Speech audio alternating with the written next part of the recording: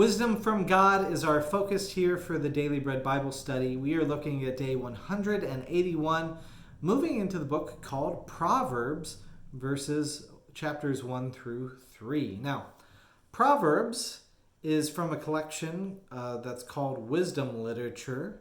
It is attributed to King Solomon, the one who is said to have received wisdom beyond his age and years.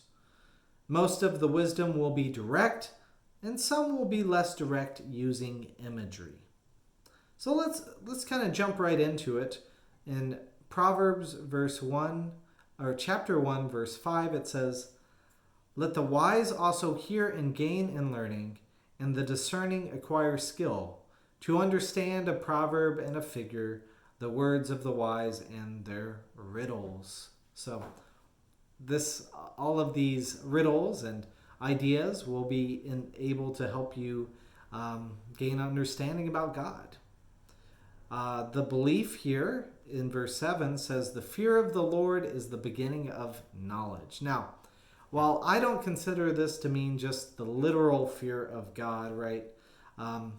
There is this sense that awe is both awful, right, a negative emotion, but also awesome, which is a positive emotion. So this is mainly connected with the idea here, the fear of the Lord. It's connected with the continuation of the verse in verse 7. "Fools despise wisdom and instruction."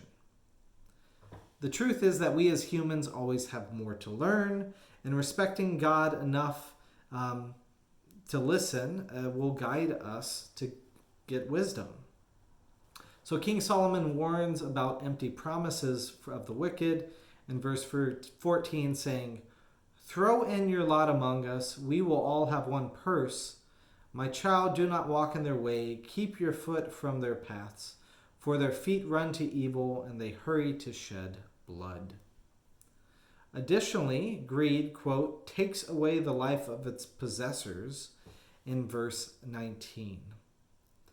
Verse 25 mentions, "You have ignored all my counsel," and it's a personification of wisdom calling into the streets, which also says in verse 26, I also will laugh at your calamity."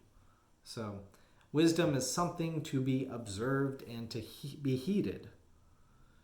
Moving on to Proverbs 2, there's some images.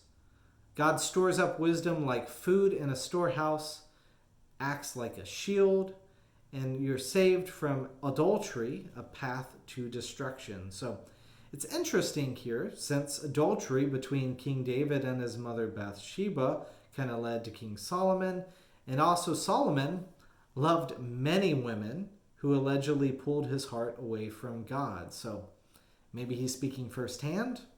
Not exactly sure. Moving on to our last chapter, chapter 3. Proverbs 3, verse 3 says, "Do not let loyalty and faithfulness forsake you. Bind them around your neck. Write them on the tablet of your heart." This is the opposite of the adultery metaphor in verse 5, to trust in the Lord with all your heart and do not rely on your own insight. My feelings might at times make it hard to listen to God, but God's reason can help me overcome my fleeting emotions. In Proverbs 3:12, it says, "The Lord reproves the one he loves, as a father the son in whom he delights." So parents are called to teach their children what is right, so they can have agency in the midst of their challenges, that they can grow up and be independent and to know right from wrong and be able to guide themselves. So this idea is the same with God, that the more that we listen to God and hear what God has to say, the more we will figure out right from wrong. The idea here is that wisdom is a tree of life. And in Proverbs 3:27, it says, "Do not withhold good from those to whom it is due, when it is in your power to do it." This reminds me of the interpretation of Luther's,